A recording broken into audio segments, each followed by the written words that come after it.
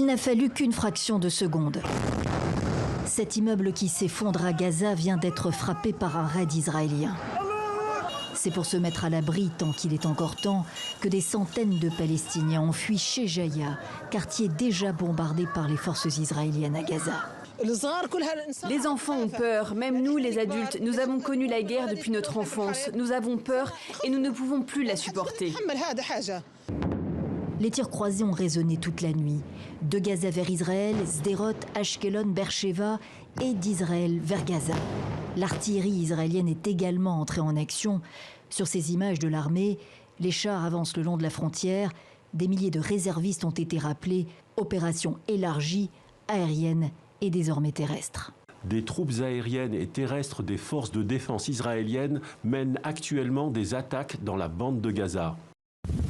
L'armée dément 2 heures plus tard l'entrée de soldats israéliens dans la bande de Gaza, mettant en avant un problème de communication interne.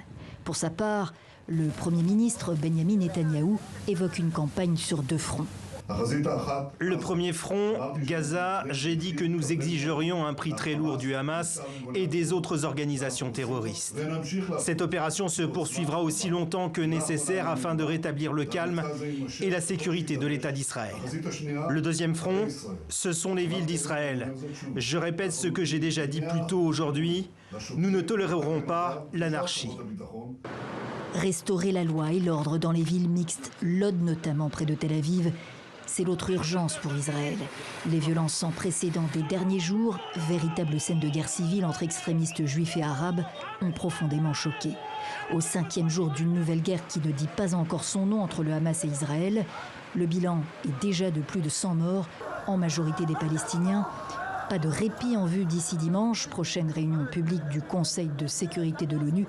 Jusqu'ici, Washington a refusé toute déclaration commune appelant à un arrêt des hostilités.